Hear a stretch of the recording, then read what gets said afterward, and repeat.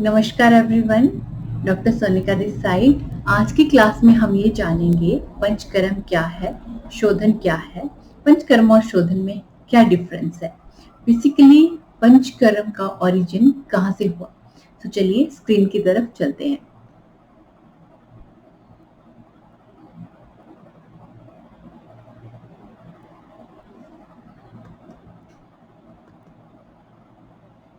Basically काया चिकित्सा में जब हम क्लासिफिकेशन ऑफ ट्रीटमेंट्स पढ़ते हैं, आयुर्वेद में जो क्लासिफिकेशन बताई गई है ट्रीटमेंट्स की, उसमें 1 type of treatment, 2 type of treatment, 3 type of treatment, इस तरह से क्लासिफिकेशन है।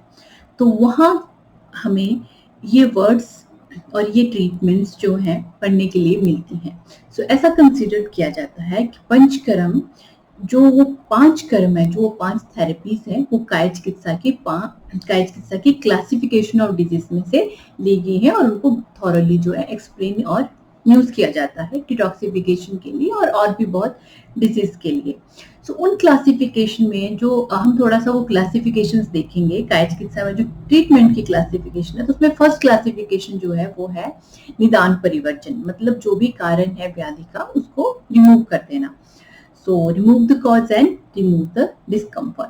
जो 2 टाइप की ट्रीटमेंट्स बताई गई हैं उसमें है संतर्पण एंड अपतर्पण चिकित्सा, शमन शोधन चिकित्सा, रोग प्रशमन चिकित्सा, अपुनर्भव चिकित्सा।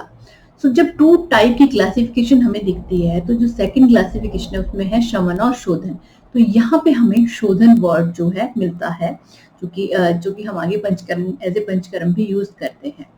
ओके, जब हम 3 टाइप की चिकित्साएं पढ़ते हैं तो उसमें है देव वपाश्य चिकित्सा, युक्ति वपाश्य चिकित्सा, सत्वजया, और सेकंड है अनंत परिमर्जन, बहिर्परिमर्जन है सहस्त्र प्रणिधान, थर्ड है आसुरी, मानवी एंड देवी चिकित्सा। ये जो अंत परिमर्जन और बहिर्परिमर्जन है, these two चिकित्सास also very much connected to panchakarma. अंत परिमर्जन मीन्स इंटरनल डिटॉक्सिफिकेशन, मतलब यहाँ पे हम कुछ थेरेपीज अडॉप्ट करेंगे जिससे कि इंटरनल प्योरिफिकेशन की जाएगी। बहिर्परिमर्जन में कुछ थेरेपीज अडॉप्ट करेंगे जिससे कि बाहर के थेरेपीज के द्वारा डिटॉक्सिफिकेशन जो है की जाती हैं। अंत परिमर्जन चिकित्साएं जैसे कि नस्याम, वमन, विरेचन, बस्ती। बहिर्परिमर्जन चिकित्साएं जैसे अभ्यंगम, पत्रपिंड स्वेदन, ग्रीवा बस्ती, इस तरह से। अब 4 टाइप की ट्रीटमेंट्स काया चिकित्सा में बताई गई हैं। उसमें फिर से शोधन का नंबर पहला है, शोधन, शमन, आहार एंड आचार। अब आता है 5 टाइप ऑफ चिकित्सा। जब 5 टाइप ऑफ चिकित्सा एक्सप्लेन की गई उसमें वमन, विरेचन, अनुवासन बस्ती, विरूह बस्ती और नस्यम की एक्सप्लेनेशन है। अब ये जो 5 नाम है, ये जो 5 प्रोसीजर है, इन्हीं को ही हम आगे पंचकर्म के एज ए पंचकर्म स्टडी करते हैं और इनको पंचकर्म में किया जाता है। 6 टाइप ऑफ ट्रीटमेंट्स में हमें देखने को मिलता है लंघन, ब्रह्मन, रूक्षण, स्नेहन, स्वेदन एंड स्तंभन। यहाँ पे आप नंबर 4 और 5 देखिए, स्नेहन एंड स्वेदन। सो ये 2 चिकित्साएं जो है एज ए पूर्व कर्म ली जाती हैं पंचकर्म में। सो ये 2 वर्ड भी यहाँ पे कनेक्टेड है। अब देखिए यहाँ तक अभी तक हमें ये पता लग गया कि जब 5 टाइप की ट्रीटमेंट्स काया चिकित्सा में बताई गई हैं, वहां से हमें पंचकर्म की जो थेरेपीज है वहां से मिलती है। पूर्व कर्म जो मिलता है हमें 6 टाइप ऑफ ट्रीटमेंट से मिलता है, स्नेहन एंड स्वेदन। और शोधन वर्ड जो है 4 टाइप की ट्रीटमेंट्स में भी बताया गया, 2 टाइप की ट्रीटमेंट्स में भी बताया गया। तो यहाँ तक की क्लैरिटी अभी आ चुकी है कि बेसिकली पंचकर्म जो अपनी एग्जिस्टेंस में आया तो इसका ओरिजिन कहाँ से हुआ। इसका ओरिजिन हुआ जहाँ पे क्लासिफिकेशन ऑफ चिकित्सा बताई गई है काया चिकित्सा में। ओके, अभी मेन 2 बातें हैं, शमन और शोधन। तो आज की क्लास में हम बेसिकली फोकस करने वाले हैं शोधन के ऊपर और पंचकर्म के ऊपर, वो क्या है। लेकिन यहाँ पे शमन बताया गया है कि शमन हम तब करते हैं जब जो प्रॉब्लम ज्यादा बड़ी हुई नहीं है, एग्रीवेटेड नहीं है, माइल्डर है, तब जो है शमन थेरेपी की जाती है। या फिर पर्सन जो है जिसको भी आपने, जिस पेशेंट को आपने थेरेपी करनी है, he's not eligible, he's not indicated for the शोधन थेरेपी और पंचकर्म थेरेपी, उस कंडीशन में हमने शमन थेरेपी जो है एडवाइस करनी है। शमन थेरेपी में हम इम्बैलेंस दोष को शरीर के अंदर ही करेक्ट करते हैं, उस इम्बैलेंस को करेक्ट करते हैं। कैसे करेंगे? By medication, by changing in diet और बाय चेंजिंग इन लाइफस्टाइल। जो भी बढ़े हुए दोष है उनको कम करना है, जो कम है उनको बढ़ाना है, और जो बैलेंस्ड है उनको मेंटेन करना है। इसी आधार पर, इसी सिद्धांत के ऊपर जो है शमन चिकित्सा की जाती है। अब आते हैं नेक्स्ट शोधन के ऊपर। सो बेसिकली शोधन की क्या डेफिनेशन है, शोधन को कैसे हम चिकित्सा आचार्य चरक ने बताया है। तो आचार्य चरक कहते हैं सूत्र स्थान में 16 चैप्टर में, दोषा कदाचित कुप्यति जिता लंघन पाचने जिता संशोधने न तो तेषाम पुनरुद्भव। मीन्स जिन दोषों को आप लंघन से ट्रीट करने की कोशिश करते हैं, पाचन से ट्रीट करने की कोशिश करते हैं, जैसे ही उनको फेवरेबल सिचुएशन मिलेगी, फेवरेबल कॉज मिलेगा, again they will aggravate and create disease. Whereas if you treat the disease, if you treat all those vitiated doshas by शोधन therapy, जिता शोधने ना तो तेषाम पुनरुद्भव, तो वो वापस से एग्रीवेट नहीं होते हैं। This is the definition. अब नेक्स्ट है कि शोधन के क्या फायदे हैं, हमें शोधन क्यों करना चाहिए। इसकी एक्सप्लेनेशन हमें चरक सूत्र में मिलती है, जहां पे बताया गया है मलापहम रोगहरम बलवर्ण प्रसादनम। मलापहम, यहाँ पे मल वर्ड जो है वो लिया गया है टॉक्सिन्स को, वो टॉक्सिन जो पूरे बॉडी में सेलुलर फॉर्म पे प्रेजेंट है। तो मलापहम, तो शोधन help to remove all those toxins from the cellular level. Okay, it remove all those toxin from the body. रोगहरम, जब वो टॉक्सिन्स बाहर आ जाएंगे, the intensity of the disease है उसको रिड्यूस करेंगे। Okay, so reduce the intensity of the disease. बल वर्ण प्रसादनम, बल मीन्स स्ट्रेंथ, वर्ण means complexion. Obviously when all the toxins comes out of the body, तो क्या होगा वहां पे? स्ट्रेंथ बढ़ जाएगी। कौन सी strength? Mental strength, physical strength, and it really enhance the complexion. One achieve long life by properly performing the bio-cleansing treatment. Bio-cleansing word लिया जाता है शोधन के लिए ही। Okay, treatment that cleans impurities. तो शोधन क्या करेगा? It cleans impurities, relieve from disease and restore vitality and complexion. So this is the benefit of शोधन। अब next question हमारे को आता है किसको करना चाहिए शोधन और किसको नहीं करना चाहिए। ओके, तो यहाँ पे हम देखेंगे किसको करना चाहिए। ब्रॉडली दो कंडीशन में शोधन बताया गया है। Number 1, if somebody is really want a healthy life, वो कभी बीमार पड़ना ही नहीं चाहते हैं। If someone really want to go for a sign therapy, वाजीकरण थेरेपी, उन लोगों के लिए शोधन बताया गया है। इवन तो उनको कोई प्रॉब्लम नहीं है, कोई डिजीज नहीं है बॉडी में, फिर भी वो चाहते हैं कि वो ऑल ओवर लाइफ जो है उनकी जितना भी लाइफ स्पैन है अच्छे से निकले, कोई हेल्थ इश्यूज ना हो, उन लोगों को शोधन करना चाहिए बिफोर रसायन एंड वाजीकरण थेरेपी। रसायन इज रेजुवेटिंग थेरेपी। दूसरी सिचुएशन बताई गई है बहुदोष अवस्था। लाइक व्हेन बहुदोष अवस्था में मतलब जो हमारे 3 दोष हैं वो बहुत ज्यादा एग्रीवेटेड हो चुके हैं और तीनों इकट्ठे हो चुके हैं, या फिर कुछ ऐसे लक्षण हैं जो कि कंसिस्टेंटली नोटिस किए जाते हैं, वैसी कंडीशन में जो है शोधन करना चाहिए। और वो कौन से लक्षण है देखते हैं नेक्स्ट। जैसे कि लॉन्ग टर्म से इंडाइजेशन की प्रॉब्लम है जो कि क्योर नहीं हो रही है। एक सिचुएशन तो है कि ठीक है, वंस इन ए वे कोई गलत खाना खा लिया है, फूड पॉइजनिंग हो गया, it get corrected, that is acute condition. लेकिन अगर बहुत लंबे टाइम से इंडाइजेशन की प्रॉब्लम रह रही है तो वहां पे शोधन is the best way to correct that. Tastelessness, taste नहीं आना, obesity, very major problem nowadays, and Shodhan really helps in these conditions.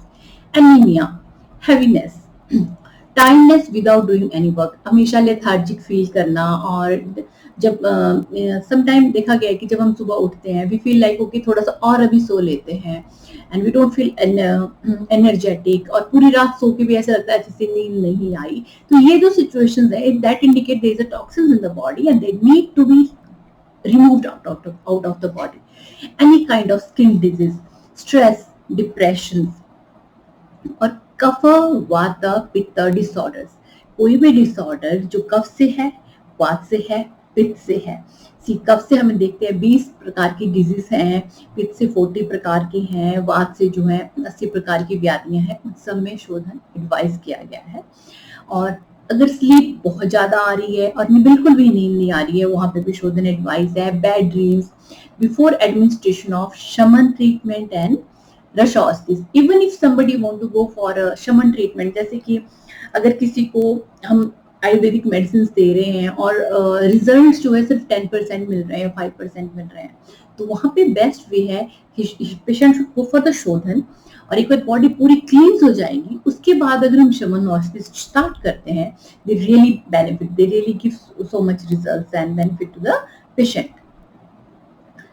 और सिचुएशंस है जैसे कि बहुदोषलिंगानी तस्मानी संशोधनम हितम। बहुदोषलिंगानी मतलब जहाँ पे बहुत ज्यादा लक्षण मिल रहे हैं दोषों के, वहां पे संशोधन जो है बहुत अच्छा है।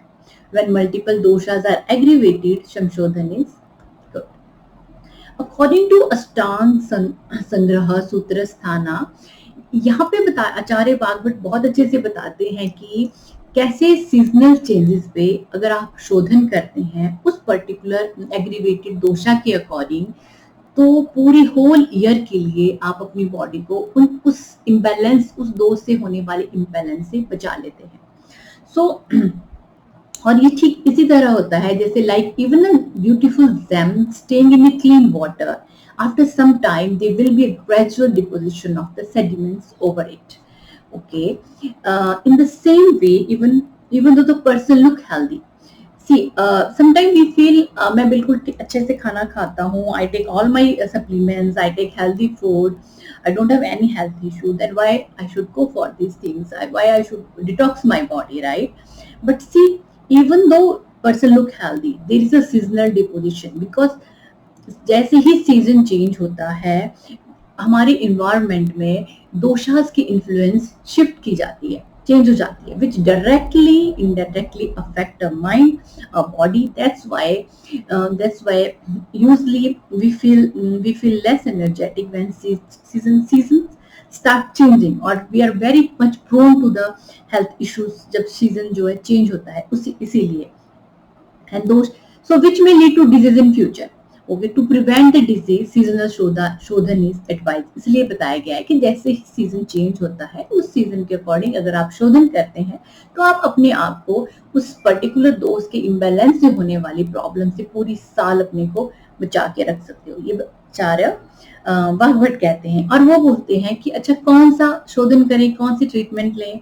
तो बसंत ऋतु में बताई गई है वमन, वर्षा ऋतु में बस्ती, और शरद ऋतु में बताई गई है विरेचन या रक्त मोक्षण। तो बसंत ऋतु में वमन बताया गया कफ के विशेषण के लिए, वर्षा में बस्ती वात के लिए, और शरद ऋतु में विरेचन या रक्त मोक्षण पित्त के लिए। अब देखते हैं टाइप ऑफ शोधन। तो टाइप ऑफ शोधन में आता है वमन, विरेचन, बस्ती, नस्य एंड रक्त मोक्षण। अब यहाँ पे एक डाउट राइज होता है, अब हम पंचकर्म पढ़ रहे हैं या शोधन पढ़ रहे हैं, क्या डिफरेंस है दोनों में? डिफरेंस कुछ ज्यादा नहीं है, बहुत माइल्ड सा डिफरेंस है। The point is the shodhan word is given by Acharya Sushruta and the Panchakarma is told by Acharya Charak. Okay, so Panchkaram means 5 karma and they are Vaman, Virechan, Niruha Basti, Anuvasan Basti and Nasyam. यहाँ पे comparison आप देखिए, एक side शोधन है, एक side panchakarma है। तो यहाँ पे वमन, विरेचन, बस्ती, यहाँ पे बस्ती है शोधन में, लेकिन जब हम यहाँ देखते हैं पंचकर्म में, यहाँ निरुह बस्ती और अनुवासन बस्ती है। Okay, dark green, light green, just remember this. यहाँ पे सिर्फ बस्ती बताई गई है, यहाँ पे निरूह बस्ती है, अनुवासन बस्ती, देन नस्यम यहाँ पे भी, और यहाँ रक्त मोक्षण है, यहाँ रक्त मोक्षण नहीं है। सो यहाँ से हमें ये क्लैरिटी आ जाती है कि पंचकर्म में रक्त मोक्षण नहीं बताया गया है अकॉर्डिंग टू आचार्य चरक, शोधन में रक्त मोक्षण बताया गया है according to Acharya Sushrut. Okay, बस्ती, निरूह बस्ती और अनुवासन बस्ती बताई गई है अकॉर्डिंग टू चरक, पंचकर्म में, शोधन में सिर्फ बस्ती बताई गई। Procedures are same. So each karma is performed in 3 stages. चाहे ये वमन है, विरेचन है, बस्ती है, नस्य है, रक्त मोक्षण है। For example, somebody is visiting to your clinic and आप प्लान कर रहे हो कि उस पेशेंट को आपको विरेचन परफॉर्म करना है पित्ता को करेक्ट करने के लिए, सो वो आपको गाइड करना पड़ेगा कि वो जो विरेचन है वो 3 स्टेजेस में कंप्लीट होगा, पूर्व कर्म, प्रधान कर्म एंड पश्चात कर्म। पूर्व कर्म क्या है? पूर्व कर्म में हमने पर्सन को प्रिपेयर करना है उसकी बॉडी की टॉक्सिन्स को बाहर निकालने के लिए। ये इस तरह से बिल्कुल नहीं काम करेगा कि suddenly person is coming and okay I do विरेचन। सो हमें पहले उस जो टॉक्सिन सेलुलर लेवल पे हैं उनको वहां से मेटाबोलाइज करने के लिए, वहां से मोबिलाइज करने के लिए we have to follow a process. That process is purva karma. उस पूर्व कर्म में हमने कुछ स्टेप्स फॉलो करने हैं जो कि हमें हेल्प करेंगे उस दोषा को वहां से मोबिलाइज करने में। ओके, उस सेलुलर लेवल से मोबिलाइज करके दोष को हम पोस्ट में लेके आते हैं और पोस्ट से उसको बाहर निकालते हैं। तो उस पूरी प्रोसेस को बोलते हैं पूर्व कर्म। प्रधान कर्म मीन्स मेन स्टेज, जहां पे आप दोष को बाहर निकालते हो, ओके, प्योरिफिकेशन करते हो। पश्चात कर्म है उस पर्सन को फिर से नॉर्मलसी स्टेट में लेके आना। कैसे लेके आना? सिस्टेमेटिक डाइट को इंट्रोड्यूस करना, सिस्टेमेटिक लाइफस्टाइल को इंट्रोड्यूस करना और साथ में उसको properly step by step guide करना है ताकि वो अगेन अपना नॉर्मल सस्टेन जो लाइफ है, जो उसकी बॉडी है सस्टेन आ जाए, उसकी डाइजेस्टिव फायर नॉर्मल हो जाए। उस पूरी प्रोसेस को फॉलो करने के लिए हमने पश्चात कर्म करना है। अब देखेंगे कि वो फर्स्ट वाली स्टेज है उसमें क्या किया जाता है। उसमें करते हैं हम रोगी एग्जामिनेशन। मीन्स जो भी पर्सन जा रहा है शोधन करने के लिए, डिटॉक्सिफिकेशन करने के लिए, पहले उसका पूरा एग्जामिन किया जाता है। उसकी प्रकृति, विकृति, उसका देश, उसको उसका कौन सा पोस्ट है, उसकी व्याधि बल कितना है, रोगी बल कितना है, वो सब असेस करना है। उसके बाद आम का लेवल कौन सा है, माइल्ड है, मॉडरेट है, सीवियर है, उसका पाचन करना है, अग्नि को प्रदीप्त करना है। तो पाचन किया जाता है, दीपन किया जाता है, देन स्नेहन किया जाता है, फिर स्वेदन किया जाता है। इस पूरी प्रोसेस को फॉलो करने के बाद जो विशिएटेड टॉक्सिन्स हैं, जो टॉक्सिन्स उसके सेलुलर लेवल में है, शाखा में है, हम उनको स्टिमुलेट करते हैं वहां से मूव करने के लिए ताकि वो कहाँ जाए, पोस्ट में आ जाए। कुछ थेरेपीज हैं फर्स्ट स्टेज की, जैसे अभ्यंगम, स्नेहपान, स्वेदन। ये थेरेपीज जो है फर्स्ट स्टेज में की जाती है एज ए पूर्व कर्म में। लेकिन these therapies also are individualistic also। इनमें इतनी पावर है कि अगर हमें लगता है कि there is no need to go for the second stage, then इस फर्स्ट स्टेज की प्रोसेस से भी हम बहुत डिजीज इनको ट्रीट कर सकते हैं। Okay, second stage which is the main stage, that is प्रधान कर्म। प्रधान कर्म में क्या किया जाता है? Selection of medicine, rituals follow किए जाते हैं, मेडिसिन दी जाती है पेशेंट को और एक ऑब्जर्वेशन फॉलो की जाती है। फॉर एग्जाम्पल लेते हैं वमन का। वमन में जिस दिन प्रधान कर्म होगा हम कुछ औषधि देंगे, जैसे यष्टि मधु फांड देंगे या मदन फल पीपली चूर्ण देंगे। फिर उसके बाद हम उसको पूरा ऑब्जर्व करेंगे, कितने वेग आते हैं, कितना वमन की होता है, उसका कलर क्या है, वॉल्यूम क्या है, वो सारी ऑब्जर्वेशन, उसकी शुद्धि का लेवल कौन सा है, सम्यक वमन है या असम्यक है, वो सारा ऑब्जर्वेशन जो है प्रधान कर्म में ही किया जाता है।